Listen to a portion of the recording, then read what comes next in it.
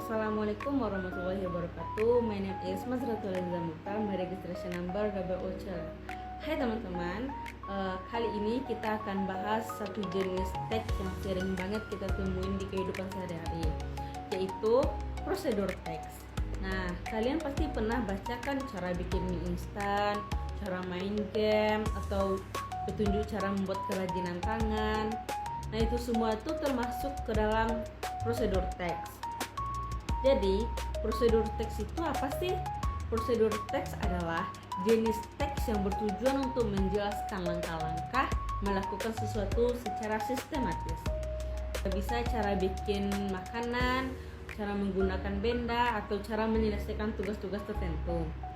Sekarang, mari kita bahas struktur-struktur dari prosedur teks. Struktur dari prosedur teks itu ada 3. Yang pertama itu goal atau title. Ini adalah bertujuan untuk judul dari aktivitas yang akan dilakukan. Misalnya, how to make a cup of tea. Yang kedua itu ada material. Ini adalah daftar bahan atau alat yang dibutuhkan untuk melakukan sesuatu tersebut atau proses tersebut. Misalnya, bahan itu 1 tea bag, air panas, sugar, sendok, dan lain-lain. Yang ketiga itu step. Ini adalah bagian penting, yaitu langkah-langkah yang harus kita ikuti secara berurutan. Misalnya, first boil the water, then put the tea bag into the cup, next pour the hot water, after that the sugar, finally stir well and serve. Nah, dari struktur itu kita bisa lihat bahwa prosedur teks itu sangat-sangat tersusun dan sistematis gitu. Harus berurutan, nggak boleh kita kayak melenceng ke sana ke sini, nggak boleh. Jadi harus berurutan. Ada juga ciri-ciri dari prosedur teks. Apa sih itu ciri-ciri prosedur teks?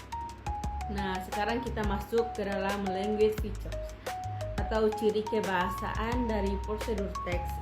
Ini penting banget supaya kita bisa bedain sama jenis teks yang lainnya. Apa sih bedanya gitu? Dalam prosedur teks ini, satu, kita menggunakan imperative sentence alias kalimat perintah. Misalnya kayak mix the flour, turn off the oven, don't forget to stir it. Yang kedua itu kita menggunakan simple present tense. Kenapa? Karena ini adalah instruksi umum yang berlaku bisa kapan saja. Yang ketiga itu kita menggunakan adverb of sequence atau kata penghubung urutan seperti first, next, then, after that, finally. Ini bikin teks kita itu lebih jelas dan teratur. Yang keempat tuh kadang kita juga bisa pakai adverb of manner kayak slowly, carefully, gently buat menunjukin cara melakukan sesuatu itu.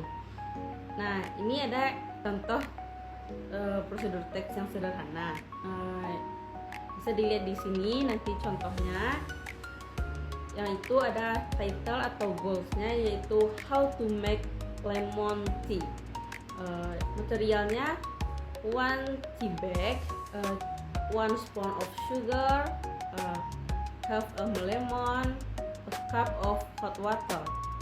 Stepnya, first prepare a cup of hot water, then put the tea bag into the cup, add sugar and sequence the lemon into it, stir well, finally your lemon tea is ready to drink. Nah, gampang kan? Struktur dan bahasanya itu simple-simple, tapi harus jelas dan berurutan. Oke teman-teman, jadi intinya itu prosedur teks itu adalah teks yang mengajarkan kita cara melakukan sesuatu dengan struktur, goals, material, step, dan pakai kalimat perintah serta kata urutan. Ini jenis teks yang langsung bisa dipraktekkan dan sangat relevan dalam kehidupan sehari-hari. Makanya sangat penting untuk kita kuasai, baik untuk reading maupun writing nanti dalam kehidupan sehari-hari. Oke, sekian dulu pembahasan kita kali ini, mungkin tentang prosedur teksnya. Semoga jelas dan bisa langsung dipahami ya, dan bisa langsung dicobain juga di rumah gitu, bikin teks-teksnya sendiri. See you next time. Wassalamualaikum warahmatullahi wabarakatuh.